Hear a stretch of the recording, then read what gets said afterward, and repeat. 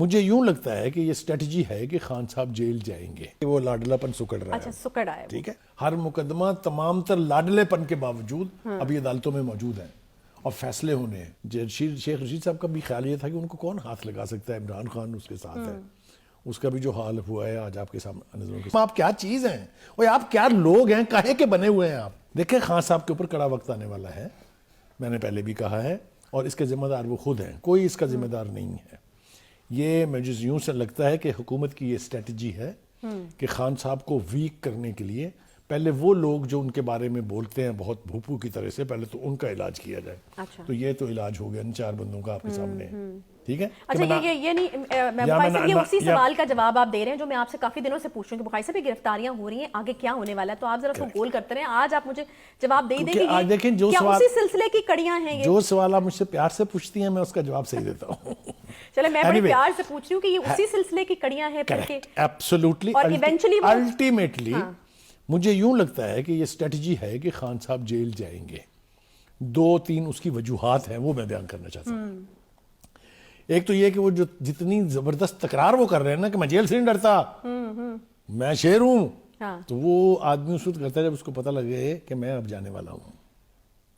ایک تو حکومت یہ چاہے گی، زمان پاک کے باہر جتنے وہ لوگوں نے کیمپس لگائے ہوئے ہیں، جس طریقے سے سیکیورٹی کا اہتمام کیا جا رہا ہے، تو میرے خیال میں خدشہ یا خوف تو موجود ہے۔ ٹھیک ہے، اچھا چلے وہ تو آپ نے بالکل ٹھیک کہا کہ بہت کہہ دیا۔ اب ہم یہ ذرا سوچتے ہیں کہ یہ کیوں اور کس طرح سے اگر جیل جائیں گے تو کیسے جائیں گے۔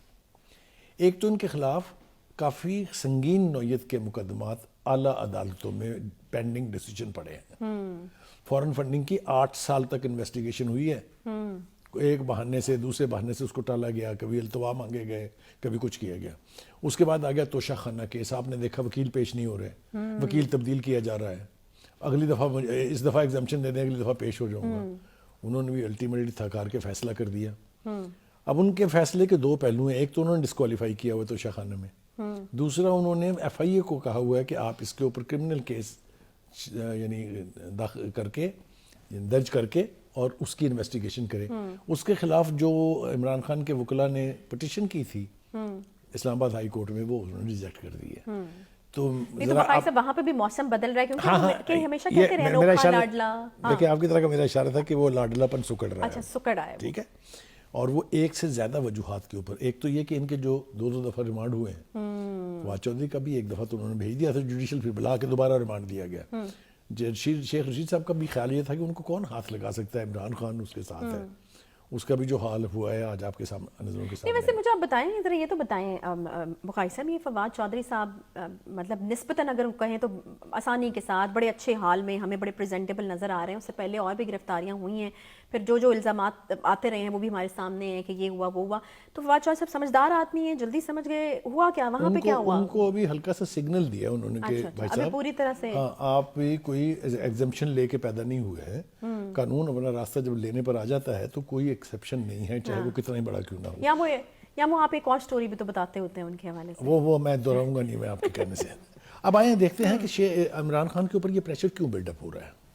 دیکھیے آج ایک تو آپ جو سعید غنی صاحب ہیں ان کی پریس کانفرنس آپ پکڑ لیں، انہوں نے پہلی دفعہ رف زبان استعمال کی ہے۔ سعید غنی بہت دھیمے مزاج کے آدمی ہیں، عمران خان صاحب کو اپنے لیڈر کی طرح سے ہمیشہ عمران خان صاحب کہہ کے بلاتے تھے، لیکن آج ان کی لینگویج دیکھیے۔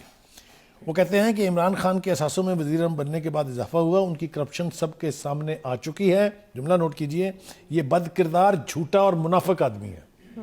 یہ زبان پیپلز پارٹی کے لیڈران کی نہیں تھی، لیکن جب سے عمران خان صاحب نے یہ کہا کہ انہوں نے پیسے دیے ہیں ایک دہشت گرد تنظیم کو مجھے قتل کرنے کے، تو پھر پی ٹی آئی کی لیڈرشپ نے بھی فیصلہ کیا ہے کہ خان صاحب کو ایکسپوز تو کیا جائے، خاص طور پر پیپلز پارٹی کی، کہ یہ ہیں کیا اصل میں۔ آگے کیا کہتے ہیں انہوں نے، عمران خان نے بے شرمی سے جھوٹ بولتا ہے، کوئی بھی اس حد تک جا سکتا ہے جہاں تک عمران خان گیا، انہیں بھارتی اور یہودی ہی پیسے بلا وجہ نہیں دے رہے۔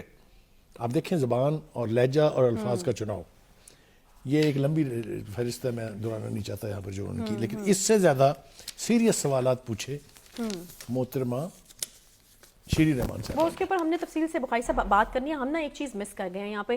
رانا ثناء اللہ صاحب کا بڑا انٹرسٹنگ رد عمل جو ہے وہ شیخ رشید صاحب کی گرفتاری کے اوپر آیا, اور ایک بڑی انٹرسٹ کہا کہ 15 کلو ہیروئن نہیں ڈالی ہے ہم نے, یہ قانونی کارروائی ہو رہی ہے اور اس سے حکومت کا کوئی تعلق جو ہے وہ نہیں ہے. یقیناً اپنے زخم تازہ ہو گئے ہوں گے ان کے. ظاہر ہے ان کو اس کا بہت یعنی ان کے دل میں بہت اس کا دکھ ہے, اور وہ دکھ غلط نہیں ہے. انہوں نے بھی کافی دن جیل گزاری ہے اور بڑے خطرناک مقدمے میں. یہ ہیروئن کا نکل آنا جو ہے اس کی سزائے موت ہے, اگر آپ کے علم میں ہو. یہ نارکوٹکس کا مقدمہ اتنا آسان نہیں ہوتا.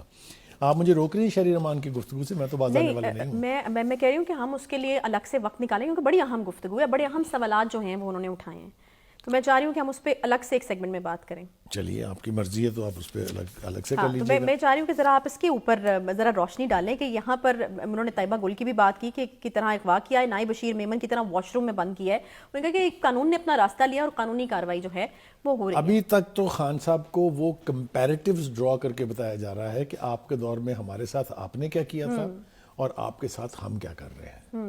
اس حکومت کا ایک کمال یہ ہے کہ جتنے بھی مقدمات عدالتوں تک پہنچے ہیں ان میں سبسٹنس موجود ہے, ثبوت ہیں, اسی لیے اسکاٹ فری نہیں جا رہے خان صاحب. ہر مقدمہ تمام تر لاڈلے پن کے باوجود ابھی عدالتوں میں موجود ہیں اور فیصلے ہونے ہیں. کچھ جو چھوٹے چھوٹے فیصلے ہوئے ہیں ان سے یہ تاثر قائم ہوا ہے جو میں نے کہا ہے کہ لاڈلا پن کو ایک طرف رکھ کے اگر میرٹس پر فیصلے ہوئے تو خان صاحب از ان ڈیپ واٹرز. صحیح, یہ بہت محتاط سٹیٹمنٹ آپ کو میں بتا رہا ہوں.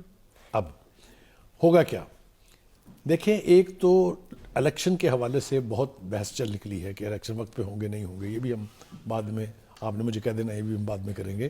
لیکن اسی نوعیت کی صورتحال ہوگی کہ لا اینڈ آرڈر کی صورتحال ہوگی, لوگ احتجاج کر رہے ہوں گے, سڑکوں کے اوپر مار کٹائی ہو رہی ہوگی, لاٹھی چارج ہو رہے ہوں گے, مظاہرے ہو رہے ہوں گے, آگ لگ رہی ہوگی جو روایت ہے.